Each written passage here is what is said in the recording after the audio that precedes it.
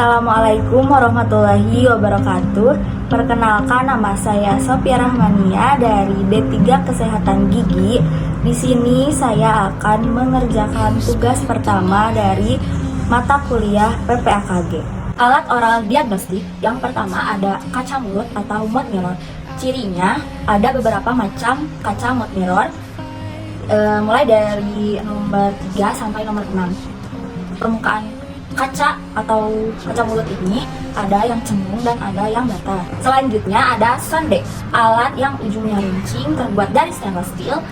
Kegunaannya adalah melihat permukaan gigi yang tidak dapat terlihat langsung oleh mata. Selanjutnya ada sonde. Sonde ini ciri-cirinya dari logam atau stainless steel yang dengan ujungnya runcing. Jenis sonde diantaranya ada sonde bengkok dan juga ada sonde melengkung atau setengah lingkaran. Salah satu kegunaannya adalah mencari karies dan mengukur ke dalamnya. Selanjutnya ada dental pinset. Alat ini adalah alat penjepit yang terbuat dari stainless steel dengan ujung yang melengkung atau membentuk sudut. Kegunaannya adalah menjepit kapas, kasa, cotton roll, kanpor, cotton. Selanjutnya ada eksavator. Eksavator alat yang terbuat dari stainless steel dengan bagian ujungnya mirip atau seperti sendok kecil. Kegunaannya adalah membersihkan jaringan karies yang lunak dan membersihkan kotoran atau sisa makanan dari kavitas. Alat yang selanjutnya ada alat konservasi. Alat konservasi yang pertama ada buron, berfungsi untuk membuat tempat waktu perforasi kavitas, bersifat kritis. Selanjutnya yang kedua ada bore fissure, berfungsi untuk melebarkan dinding kavita, bersifat kritis.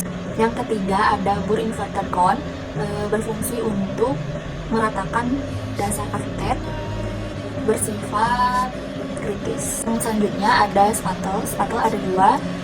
Yang pertama semen spatel, berfungsi untuk mengaduk semen atau fixture di atas mixing slab, bersifat tidak kritis.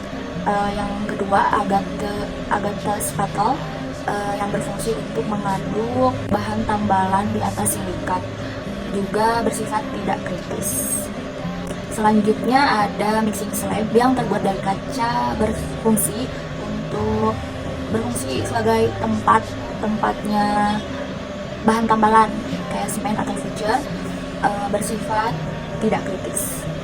Selanjutnya ada plastic filling instrument atau AS49, berfungsi untuk membawa atau mengambil bahan tambalan, bersifat semi kritis. Selanjutnya ada semen stuffer atau semen kruger yang berfungsi untuk memasukkan dan meratakan semen bening ke dalam kavitet, bersifat semi kritis. Kedelapan ada amalgam pistol, berfungsi untuk memasukkan amalgam ke dalam kavitet terutama pada bagian rahang atas, bersifat semi kritis. Selanjutnya ada amalgam carver, berfungsi untuk mengukir atau membuat permukaan tambalan disesuaikan dengan anatomi gigi, bersifat semi kritis. Selanjutnya ada amalgam Ruger, berfungsi untuk memasukkan dan menekan amalgam supaya amalgamnya menjadi padat, bersifat semi kritis. Selanjutnya ada burnisher, berfungsi untuk menghaluskan tambalan amalgam, bersifat semi kritis. Yang selanjutnya ada lumpang alu, berfungsi untuk mengaduk amalgam dan air raksa, bersifat tidak kritis. Dan juga amalgamator untuk mengaduk amalgam secara elektris, bersifat tidak kritis. Ada juga timbangan amalgam yang berfungsi untuk menimbang amalgam dan air raksa, bersifat tidak kritis. Ada juga matrix retainer untuk dua permukaan, berfungsi sebagai dinding sementara pada penambalan kelas 2, bersifat semi kritis. Selanjutnya ada matrix band, ada lubang, berfungsi untuk dinding sementara pada permukaan 2 lubang atau 3, bersifat semi kritis. Matrix retainer 3 permukaan, berfungsi untuk matrix band yang tidak berlubang, bersifat semi kritis.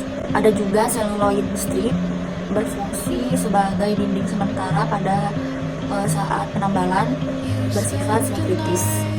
Sekarang masuk ke alat-alat ngeles. Yang pertama ada Bantik poles berfungsi untuk mengambil tambalan amalgam yang berlebihan, bersifat sinkritis. Juga fiberbur berfungsi untuk memoles juga membentuk amalgam agar sedemikian rupa seperti ini, bersifat sinkritis. Juga sikat poles berfungsi untuk membersihkan amalgam agar terlihat bersih dan mengkilat.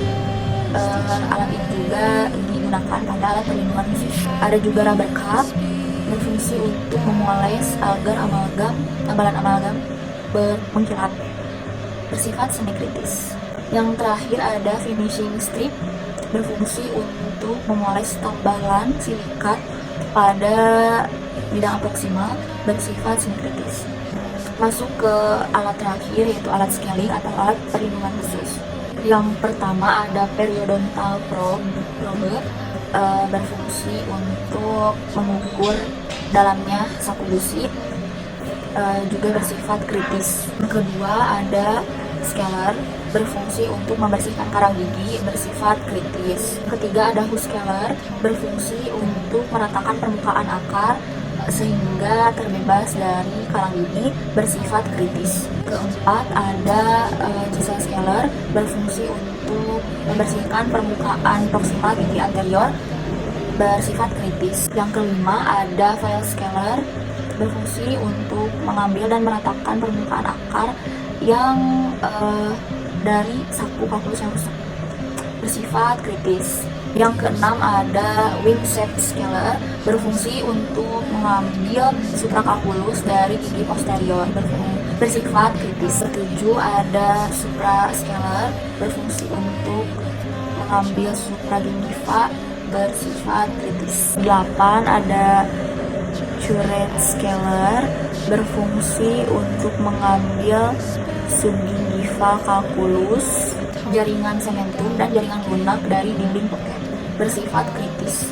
Yang kesembilan ada supersonic scaler, pada bagian ujung yang tipis digunakan untuk bagian aproksimal, untuk bagian permukaan yang lebar digunakan untuk bagian bukal, bersifat semi kritis.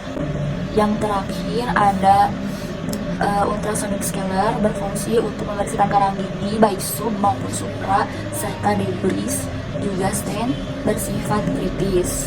Alhamdulillah, sekian dari saya. Wassalamualaikum warahmatullahi wabarakatuh.